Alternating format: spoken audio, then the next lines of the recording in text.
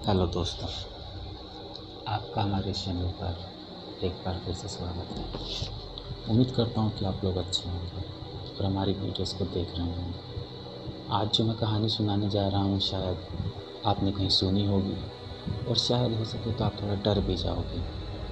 तो बने रहे हमारी इस वीडियो में जिसका नाम है कब्रिस्तान का इंसाफ। लेकिन वीडियो शुरू करने से पहले अगर आप हमारे चैनल पर नए हैं तो आपसे रिक्वेस्ट है कि प्लीज़ हमारे चैनल को सब्सक्राइब कर दें और बेल आइकन को भी दबा दें ताकि हमारा एक भूत आप तक हमारी वीडियो को पहुंचा सके। तो वीडियो शुरू करते हैं बिना टाइम वेस्ट किए। हाथ में फावड़ा लेकर पीटर ढेर सारी कब्रों के बीच अकेला खड़ा था।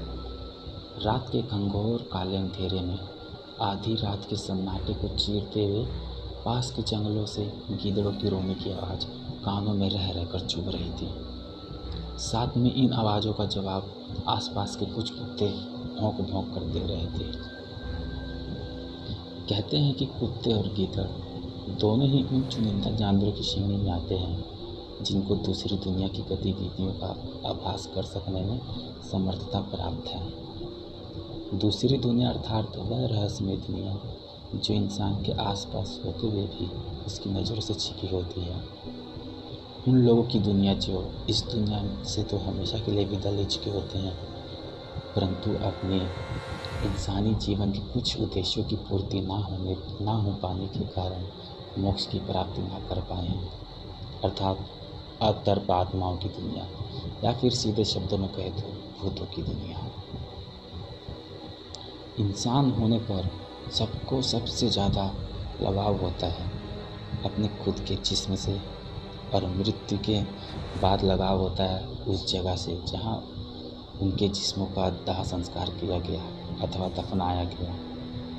अंत इन आत्माओं का सबसे बड़ा केंद्र बिंदु होता है कब्रिस्तान, जिनमें कई आत्माएं सैकड़ों वर्ष से दफन अपने शरीर के आसपास मंडराती रहती हैं। बाहर रो रहे इन कुत्तों और कीड़ों के रोने की आवाज़ें स्पष्ट इशारा दे रही थी कि इनका संबंध आज भी इसी कब्रिस्तान से है। पर शहर की आबादी से बहुत दूर इस सुनसान इलाके में से कब्रिस्तान की चार दीवारियों के अंदर मुर्दों को दफन कर बनाई गई कुछ नई और कुछ पुरानी कब्रों के अलावा प्रतिक्रिया देने वाला जीवित इंसान बस पीटर ही था। धीमी ची ची की आवाज़ के साथ ऊपर नीचे लहराकर उड़ रहे चमगादड़ और कब्रिस्तान के कोने में लगे बरगद के पेड़ की टहनी पर बैठा एक बड़ा सालू अपनी डरावनी आंखों से बहुत जल्द होने वाली एक संभावित दुर्घटना को देखने के लिए उतावले हो रहे थे। पीटर बारी बारी सभी कब्रों को आंखें फाड़ फाड़ कर घूरने के बाद अब कब्रिस्तान के बीचों बीच स्थित एक कब्र के सामने ठिठक कर रुक गया। इस कब्र की स्थिति बता रही थी कि यह अधिक पुरानी नहीं है। कब्र के बाहरी हिस्से पर लगे संगमरमर की समृद्ध चिन्ह पर लिखा हुआ था कि मोहम्मद मोहसिन खान, मृत्यु दिनांक 17 दिसंबर 2019। इस कब्र को देखकर पीटर खुशी से उछल पड़ा। उसकी आंखों की चमक देखकर लग रहा था कि मानो एक बड़ा युद्ध जीत लिया हो उसने। पीटर तुरंत ही कब्र पर लोहे के मजबूत फावड़े से प्रहार किया। दोबारा प्रहार करने के लिए फावड़ा ऊपर उठाया ही था कि तेज सरसराहट वाली हवा ने बरगद के पेड़ के पत्तों के साथ मिलकर एक खौफनाक सी आवाज़ उत्पन्न की। अति दुस्साही पीटर के सभी होश उड़ गए। तेज चल रही हवा तूफान का रूप ले लेती है। पेड़ों के सूखे पीले पत्ते झड़ झड़ कर आसपास के सभी कब्रों को घेर रहे थे। घंघोर अंधेरे में धूल के उड़ते गुब्बार के पीटर को अपनी आंखों को हथेली से ढकने पर विवश कर दिया। बादलों ने भी चमकती हुई बिजलियों के साथ तेज कड़कड़ाहट उत्पन्न करके इस डरावने मंजर को और भी खौफनाक बनाने में अपना सहयोग दिया। धूल चली जाने के कारण झपकती आंखों से पीटर ने विश्व का 8वां अजूबा अपने सामने देखा। जिस कब्र को वह खोदना चाहता था अचानक से वह एक दरार के साथ फटने लगी। जिसमें सीधा खड़ा हुआ एक हाथ बाहर निकलता आ रहा था। तेज आंधी में भी बाहर कुत्तों और गीदड़ों के रोने की आवाज़ें लगातार बढ़ती होती जा रही थीं। पीटर की वह हिम्मत जो उसको यहाँ तक लाया था अब जवाब दे गई। डर से थर-थर काँप चुका पीटर गेट की ओर भागा, पर इस विशाल कब्रिस्तान के बाहर निकलना इतना आसान भी नहीं था। किसी लड़की की बहुत तेज किलकिलाने की आवाज़ से सारा कब्रिस्तान गूंज उठा। फूलती सांस, लड़खड़ाते कदमों के साथ भाग रहे पीटर को अभी तक दहशत की चरम सीमा का सामना करना बाकी था। एक एक करके कब्रिस्तान की सभी कब्रों से सुर्ख लाल रक्त से भीगे हुए हाथ निकल आए थे। अब सारे कब्रिस्तान से ही कई लोगों की ठहाकेदार हंसी आने के सामने अन्य कोई भी आवाज़ सुनाई देना बंद हो चुकी थी। इनमें पुरुष और महिलाएं दोनों की हंसी शामिल थी, या फिर वर्तमान स्थिति के हिसाब से कहें तो प्रेतों और चुड़ैलों दोनों की हंसी। बचाओ बचाओ, किसी से बचाने की गुहार लगाते पीटर की भय मिश्रित चीख चारों ओर से आती शैतानी हंसी वाली खिलखिलाहट व ठहाकों के बीच ही दब कर रह गई। ये सारा घटनाक्रम इतनी तेजी से चल रहा था कि पीटर के गेट तक पहुंचने से पहले ही सभी कब्रों के हाथ से साथ साथ अब तो शरीर भी मुर्दे से बाहर निकल रहे थे। कब्रिस्तान के अंदर लगी बार बार जलती बुझती हुई स्ट्रीट लाइट में सड़े गले शरीर वाले वर्षों से दबे ये मुर्दे पीटर को अपनी मौत का स्वरूप ही दिखाई दे रहे थे। पीटर चारों ओर से घिर चुका था। मुर्दों से आती हुई जोर जोर सी सड़ांस वातावरण में फैल चुकी थी। बचने का अंतिम चारा उसके पास था। उसने कमर पर लगी पिस्तौल निकालकर थरथराते हुए दोनों हाथों से दनादन सामने 5 फायर किए। मुर्दों की भीड़, यह सभी गोलियां उनके शरीर में छेद कर निकल गई, पर उनके आगे बढ़ना जारी रहा। अब डर से पीटर के हाथ पैर सून पड़ चुके थे। उसकी आंखों की पुतलियां बाहर आने को बेताब थी। सारा शरीर कागज की तरह कांप रहा था। गला पूरी तरह सूख चुका था। उनमें से एक सबसे भयानक मुर्दा पीटर के कंधे पर हाथ रखकर सामने खड़ा था। कभी ना झपकने वाली उसकी बड़ी बड़ी आंखें आज रक्त की बूंदों पर जमीन पर रक्त टपका रही थी। नष्ट होते जा रहे शरीर के कई हिस्सों से बड़े बड़े सफेद रंग के कीड़े बाहर झांक रहे थे। विशाल चूहे के समान एक कब्र बिज्जू पर उस मुर्दे के गले को खोद रहा था।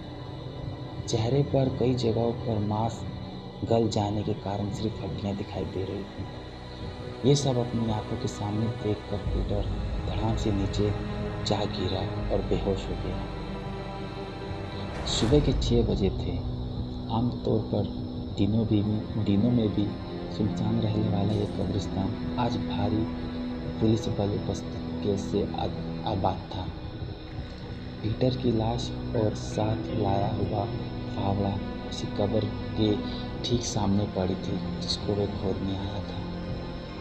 बड़े पुलिस अधिकारियों की मौजूदगी में घटना का निरीक्षण किया जा रहा था। पुष्प, ये हो क्या रहा है? आखिर तुम्हारे थाना क्षेत्र में 4 महीने में ये 8वीं मौत है। इस कब्रिस्तान में हाउ इज पॉसिबल कि पोस्टमार्टम रिपोर्ट से में सभी की मौत का कारण सिर्फ हार्ट अटैक ही होता है। पुलिस कप्तान एमजे अवस्था के इलाके के पुलिस इंस्पेक्टर पुष्प शर्मा से बहुत ही झुंझुलाहट के साथ सवाल किया। सर, हमारी टीम पूरी मेहनत के साथ दिन रात जांच में लगी हुई है। जितनी भी लोगों की मौत यहाँ हुई है सर, वह सभी शहर के बड़े क्रिमिनल्स थे। यह अभी जो सामने पड़ा है Peter Fernandez arms and drugs का बहुत बड़ा सप्लायर था। सर, गवाह ना होने के कारण 1 हफ्ते पहले ही जेल से बरी हुआ है। यहाँ कैसे आया, इसकी जांच कर रहे हैं हम पर अभी तक कोई इस प्रकार की घटनाओं में कोई साजिश होने की बात सामने नहीं आई है। पर सर यकीन करिए, हम बहुत जल्दी इस केस को सॉल्व कर लेंगे। इंस्पेक्टर पुष्पक ने जवाब देते हुए कहा, साजिश तो ज़रूर है पुष्प। इतने सारे क्रिमिनल्स यहाँ फावड़े के साथ क्यों आते हैं, वो भी अकेले। देखो, तुम एक शानदार ऑफिसर हो, पर मेरे ऊपर बहुत प्रेशर आ रहा है। मीडिया भी पीछे पड़ चुकी है। अब तो अगले 4 दिन में मुझे ये केस को सॉल्व भी करना चाहिए, नहीं तो अपना ट्रांसफ़र लेटर मुझसे ले जाना। पुलिस कप्तान ने तल्ख लहजे में पुष्प को चेतावनी दी और निकल गए। 35 वर्ष के युवा पुलिस इंस्पेक्टर पुष्प एक बहुत ही ईमानदार, निर्भीक और दबंग छवि वाले पुलिस अधिकारी थे, जिसका खमियाजा वह अपनी 10 साल की नौकरी में 50 ट्रांसफरों के साथ भुगत चुके थे। पर उनको अपने उसूलों से समझौता करना पसंद नहीं था। अगले दिन थाने में अपने कैबिन की चेयर पर बैठे पुष्प पीटर की पोस्टमार्टम रिपोर्ट पढ़ते हुए बुदबुदाए, इसको भी हार्ट अटैक। जय हिंद सर। सर, पीटर के घर से कब्रिस्तान वाले चौराहे के सभी CCTV चेक किए। पीटर घर से अकेला ही कब्रिस्तान पहुंचा था और सर, कॉल डिटेल में भी निकलते समय या पहले किसी से बात नहीं की उसने। उसके परिवार एवं साथी सभी से पूछताछ की, पर किसी को कुछ नहीं पता। इस केस की तकनीक जांच कर रहे पुष्प के अधीनस्थ इंस्पेक्टर पीयूष ने सैल्यूट करने के बाद जांच के विभिन्न पहलुओं से अवगत कराते हुए बताया, पीयूष, आप बड़े अपराधियों को एक ही तरीके से मारा जाना, और सबसे बड़ी बात है कि वह फावड़े लेकर जाते हैं। वो क्या करने जाते हैं रात में कब्रिस्तान? कैरियर का सबसे पेचीदा केस ये है ये, पर कुछ तो कनेक्शन ज़रूर है इनमें। बल पड़ते हुए माथे पर हाथ रखते हुए कुछ सोच में डूबे गए। तभी अचानक उनका माथा ठनका। फौरन घंटी बजाकर इस केस से संबंधित अन्य पुलिसकर्मियों को बुलाया और फिर अपनी योजना बनाई। इस कब्रिस्तान में जितने भी बड़े अपराधी मारे गए हैं, वे सब मारे जाने के कुछ दिन पहले ही सबूतों के अभाव से जेल से बरी हुए हैं। मतलब अगर हम इन लोगों को ट्रेस करें तो मामले की जड़ तक पहुँचा जा सकता है। अब सब इंस्पेक्टर रीमा, तुम पिछले 7 दिनों में उन अपराधियों का रिकॉर्ड लेकर आओ जो कोर्ट से बरी हुए हैं।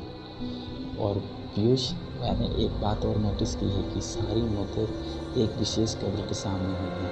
उस कब्र से जुड़ी सारी जानकारी तुम लेकर आओ। और हाँ, मुझे पैरानॉर्मल एक्टिविटी का शक बहुत पहले से हो रहा है, पर अब हमें इस पहलू पर भी जांच करनी होगी। दरअसल पुष्प को भूत प्रेतों के अस्तित्व पर भी विश्वास था, और वैसे भी एक समझदार इंसान जिसने दुनिया की जिंदगी विभिन्न घटनाओं बहुत करीब से देखी हो, उसके द्वारा कभी भी आत्माओं के अस्तित्व को नकारा नहीं जा सकता था। कुछ घंटों के बाद रीमा और पीयूष अपने सहयोगी कांस्टेबलों के साथ फिर से उस जगह पर गए। सर, इस हफ्ते शहर के 2 बड़े अपराधी बरी हुए हैं। एक तो पीटर था और दूसरा सुपारी किलर है। पप्पन कालिया, पीयूष ने सूचना दी। गुड। इस घटनाक्रम का अगला टारगेट पप्पन होने वाला है। I am sure. अभी कांस्टेबल शंकर और गुलाब सिंह को ले जाओ और 24 घंटे नज़र रखो, उस पर ध्यान रखना, शक ना हो पाए। और रात में जैसे ही फावड़े के साथ निकले, दबोच लो। Yes sir. और वे तुरंत ही 2 कांस्टेबल के साथ मिशन पर निकल गए। अब पुष्प के सामने रीमा ही थी। अचरज अचंभे से भरी हुई उत्सुकता के साथ बताना चाहती कि सर, वह कब्र मोहसिन खान की है। IIT टॉपर मोहसिन के अब्बा अम्मी की हत्या बचपन में ही अपराधियों द्वारा जमीन हड़पने के उद्देश्य से कर दी गई थी। अनाथालय में पले बड़े मोहसिन के जीवन का उद्देश्य सभी किस्म के अपराधियों को सज़ा दिलवाना ही था। वह मानता था कि हमारी न्याय प्रणाली बहुत कमज़ोर है। अपराधी अपने रसूख का फ़ायदा उठाकर सज़ा से बच जाते हैं। आईआईटी के बाद उसने यूपीएससी की परीक्षा पास करने के बाद इंटरव्यू भी दे दिया था। बस परिणाम आने की देरी थी। इसी दौरान उसने मीडिया में एक स्टेटमेंट दिया था कि उसने एक इंस्टेंट जस्टिस मॉडल तैयार किया है, जिससे यदि सरकार द्वारा न्याय व्यवस्था में लागू कर दिया जाए तो ऐसे अपराधियों को बचाना मुश्किल हो जाएगा। पर वह चाहता था कि आईएएस बनने के बाद इस मॉडल को सरकार को सौंप दिया जाए, जिससे सरकार भी गंभीरता से इसे स्वीकारे। सर, दरअसल यह मॉडल उसने भारतीय दंड संहिता और भारतीय संविधान पर काफ़ी शोध करके तैयार किया था। मोहसिन के अनुसार कुछ ऐसे प्रावधान भी हैं जो पहले से ही भारतीय कानून में हैं, पर कुछ कानूनी पेचीदगी के कारण उनका इस्तेमाल न्याय पद्धति में नहीं किया जा पा रहा है। यदि इन प्रावधानों का इस्तेमाल संदिग्ध अपराधियों के विरुद्ध किया जाए तो उनको कम सबूतों के बाद भी तत्काल सज़ा सुनाई जा सकेगी। उसने अपने मॉडल में इन प्रावधानों के लागू होने आ रही अड़चनों को कानूनी ढंग से दूर करने का विस्तृत मास्टर प्लान तैयार किया था। तब सर मीडिया ने काफ़ी चर्चित किया था कि मोहसिन को इसके बाद शहर के कई अपराधियों ने मिलकर मोहसिन को दर्दनाक मौत दी। इसको 10 मंजिला की इमारत से नीचे फेंक दिया गया। उसकी मौत वाले दिन ही शाम को रिजल्ट आया था कि आईएएस में टॉप 10 में स्थान मिला है मोहसिन को। Oh my God! और फिर जो काम वो जीते जी नहीं कर पाया, मरने के बाद कर रहा है। अवाक रह चुके पुष्प ने गहरी सांस लेते हुए कहा। थोड़ी देर सोच में डूबे रहने के पुष्प ने रीमा से कहा, रीमा, इस बारे में तुम किसी को नहीं बताओगी, वादा करो। आज जीवन में पहली बार पुष्प का सामना एक विचित्र स्थिति से हुआ था। अब अगर ये सारा प्रकरण करने अपने अधिकारों को बताता तो उसकी विश्वसनीय छवि के आधार पर वह विश्वास तो कर लेंगे, मगर फिर सारे कब्रिस्तान को तोड़ दिया जाता है और फिर अधिकारियों को अनाधिकारिक रूप से तांत्रिकों का सहारा लेना भी पड़ सकता है। आखिर सही ही तो है। ये सब जो अपराधी कानून को ठेंगा दिखाकर बच निकलते हैं, सिर्फ उनके ही तो सज़ा दे रहा है मोहसिन का ये कब्रिस्तान, पुष्प की धीमी आवाज़ में बुदबुदाया। अगले दिन रात को 10 बजे पीयूष का कॉल आने के बाद पुष्प पप्पन कालिया के घर ठीक सामने खड़ा था। पुलिस टीम द्वारा ताला लेकर जाते पप्पन को दबोच लिया गया। अब बारी थी कि उससे ये राज उगलवाने की कि आखिर किस वजह से ये लोग कब्रिस्तान जाते हैं। थाने के टॉर्च रूम में इस वक्त 2 ही लोग थे, एक इंस्पेक्टर पुष्प और दूसरा पप्पन कालिया। 3rd डिग्री का इस्तेमाल के बाद काफ़ी देर बाद पप्पन ने मुँह खोला तो रोते हुए बोला, मत मारो साहब, 7 दिन से रोज़ सपना आ रहा है, शहर के बाहर वाला पुराना कब्रिस्तान दिखता है, मोहसिन खान लिखी हुई एक कब्र भी दिखती है और साथ में उसके अंदर अरबों रुपए का सोना भी दिखता है। मेरा नाम लेकर एक आवाज़ आती है कि ये सब मेरा है हो सकता है, बस बिना किसी को कुछ बताए रात में आकर कब्र खोद कर निकाल लो, बस अकेले आना। सारा माजरा पुष्प के सामने था। बिना कुछ बोले ही पप्पन को जाने दिया। सबसे बोल दिया कि कोई जानकारी नहीं मिली। बस पीयूष और रीमा भी स्थिति को समझ चुके थे, पर उनकी मौन स्वीकृति पुष्प को इस फैसले का समर्थन करती ही प्रतीत हो रही थी। इस केस से जुड़ी जांच फाइल को लेकर जलाने के बाद टेबल पर बैठे इंस्पेक्टर साहब अब सिगरेट के गहरे कस मार रहे थे।